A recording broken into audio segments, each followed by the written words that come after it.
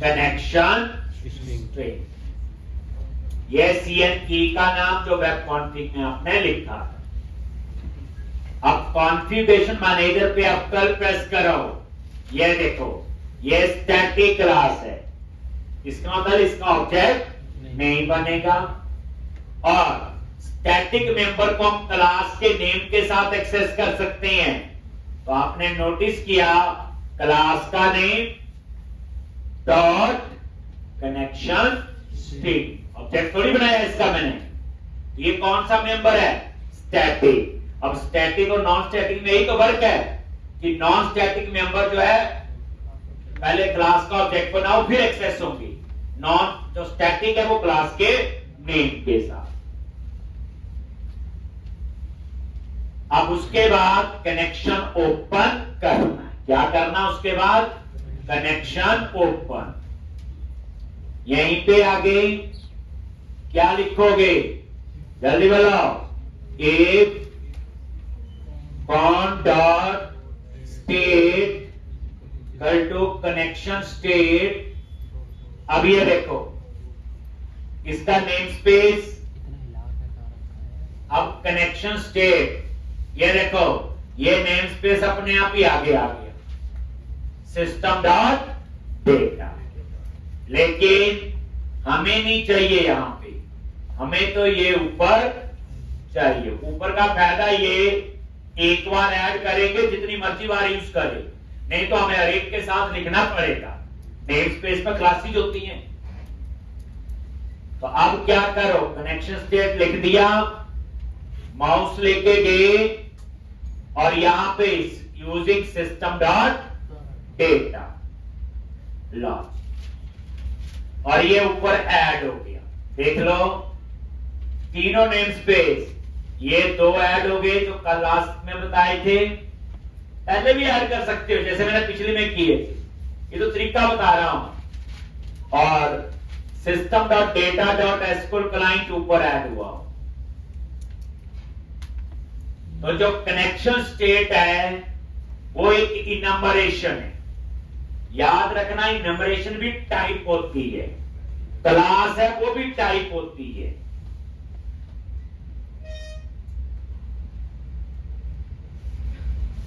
ये देखो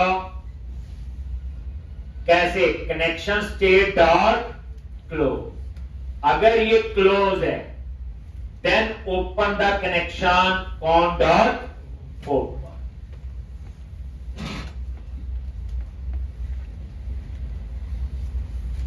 ये चेक क्यों लगाया मैंने? ये लाइन क्या चेक कर रही? Just to check the connection state. If it is closed, then open the connection. यानी कि मान लो ये वेब एप्लीकेशन है, 50 लोग खोलें तो 50 के लिए पेज लोड इवेंट फायर होगा, तो 50 बार कनेक्शन ओपन हो जाएगा। इस केस में कनेक्शन एक टाइम ओपन होगा, इसलिए हमने ये चेक लगाया है कि कनेक्शन स्टेट अगर क्लोज है तभी कनेक्शन ओपन करे, अगर ओपन है तो उसे बार बार ओपन ना करे। ये देखो कनेक्शन स्टेट पे F12 प्रेस किया, देखो क्या लिखा आ रहा है? Public enum. ये इनमरेशन है, C++ में पढ़ी होती है आपने, ठीक। और इसमें सिर्फ कांस्टेंट होते हैं, बस यही जितनी ऑप्शन 6 ऑप्शन है यही होगी। और इनम की डाटा टाइप इंटीजर होती है। इनम हमेशा वैल्यू टाइप होती है। क्या होती है? Value type. ये वाली वैल्यूज होती 0 1 2 जो लिखते आ रहे हैं। लॉन्च। अब आप रन करो, पेज लोड इवेंट फायर होगा, ठीक। और ये जो इवेंट फायर होगा आपका,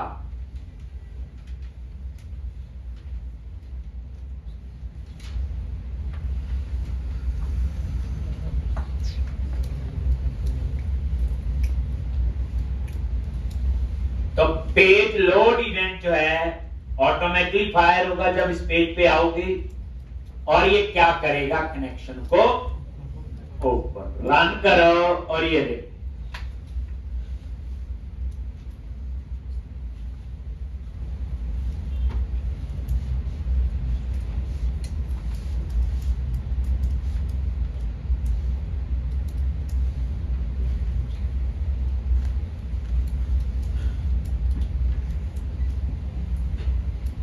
ठीक,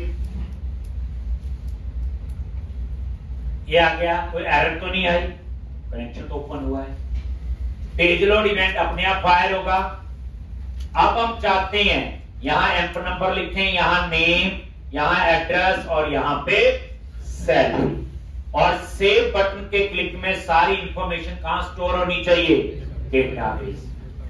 देखो रिवीजन पूरी, अभी तक कुछ भी नया नहीं लिखा, और पहली बार तो पूरा टाइम लगाया हुआ। अब सेव बटन पे डबल क्लिक किया, और यहां पे क्या लिखना है बताया हुआ, कौन सी class, SQL command is equal to new SQL command.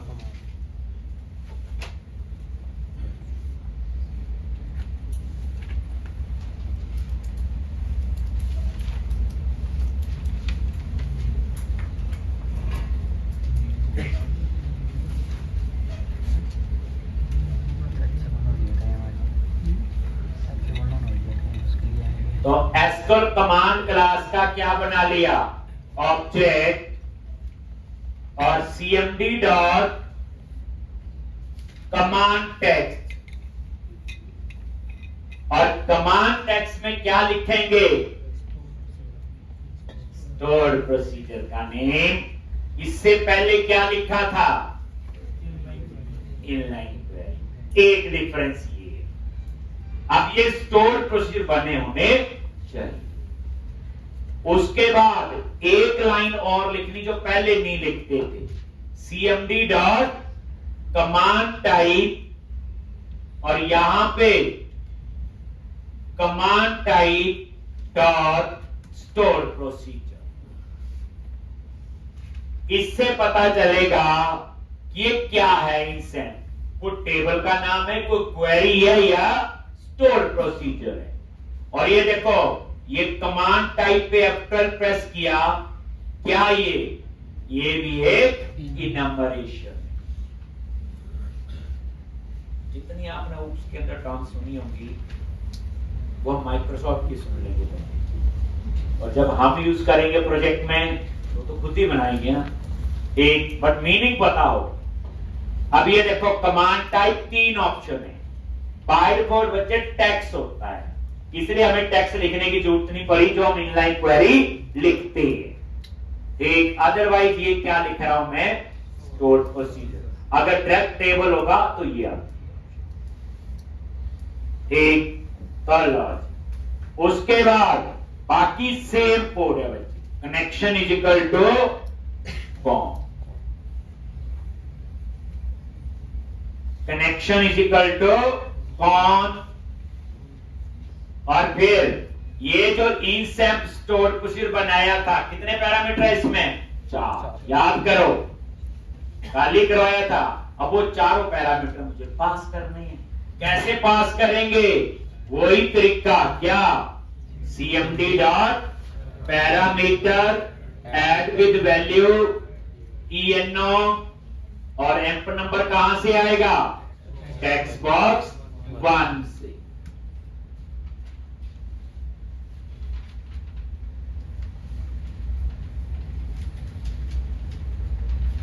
अगर रोज की 3-4 बार प्रैक्टिस नहीं करोगे,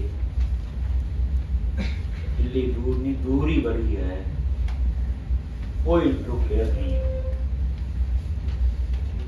ये तो आप माइंड से निकाल। अभी तो बच्चे मैंने पढ़ाना शुरू किया ही, ये जो इतने बच्चे लैब में बैठे हैं, तो सवेरा 9 साढ़े 9 आ जाते हैं, ये शाम को 5-6 बजे जाने वाले हैं। ये सारे बच्चे प्रैक्टिस करते हैं 6 से 8 घंटे, तब जाके उन्हें प्रॉपर आउटपुट मिलते हैं। 2 या 3 बार में तो बच्चे हम भी कंफ्यूज रहते हैं। उसके बाद तो हमें कोड समझ आता, फिर हमारा दिमाग काम करना शुरू करता है, तभी तो आप अपना सोच पाओगे। और जब तक अपना नहीं सोच पाए तो हम डेवलपर नहीं बन सकते। मेरा पढ़ाया हो तो कर ही लोगे, तो इसलिए प्रैक्टिस करें। अब ये एम्प नंबर, नेम, एड्रेस और सेल, ये लो जी नेम, कहां से? टेक्स्ट बॉक्स 2 से। एड्रेस टेक्स्ट बॉक्स 3 से। सैलरी और text box 4।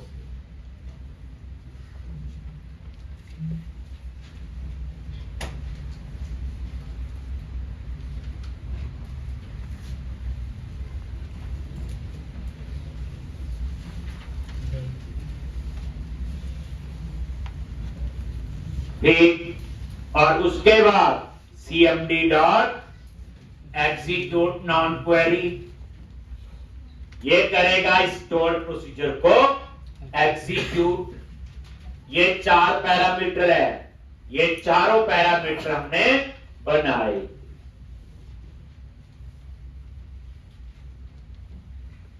cmd dot dispose, जो एसक्यूएल कमांड क्लास ने रिसोर्स यूज किए, ये वो रिसोर्स फ्री करेगा। एग्जीक्यूट नॉन क्वेरी क्या करता है? इस स्टोर प्रोसीजर को एग्जीक्यूट करवाएगा, फिर ढूंढेगा क्या है स्टोर प्रोसीजर, फिर ढूंढेगा कनेक्शन कहां पे, ये आ गया, फिर ढूंढेगा जो इसमें पैरामीटर है पास कर दिए। अगर कुछ गलती होगी तो एग्जीक्यूट नॉन क्वेरी पे वो गलती देगा।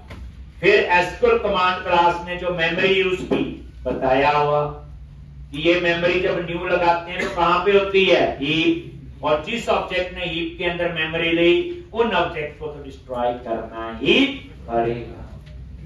उसके बाद टेक्स्ट बॉक्स को क्या कर दो? एम्प्टी।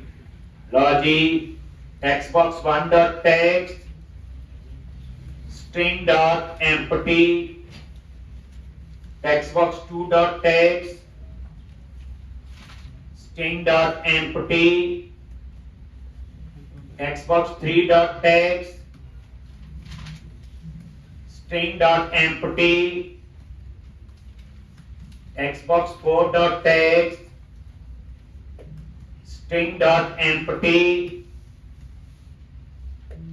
और text box 1 dot post। क्या करेगा? टेक्स्ट बॉक्स 1 पे कर्सर सेट कर देगा।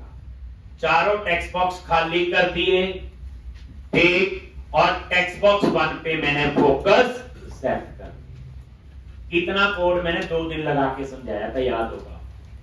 अब कितनी देर में समझ गए हम लोग? क्योंकि पहले कर चुके हैं, ये मैं जूम कर रहा हूं, और पहली बार तो पता ही है मैं कितनी डिटेल में कुछ चीज बताता हूं, ठीक। थोड़ी बहुत और इंप्रूवमेंट हो जाती बार बार करने। अब इसे रन करो।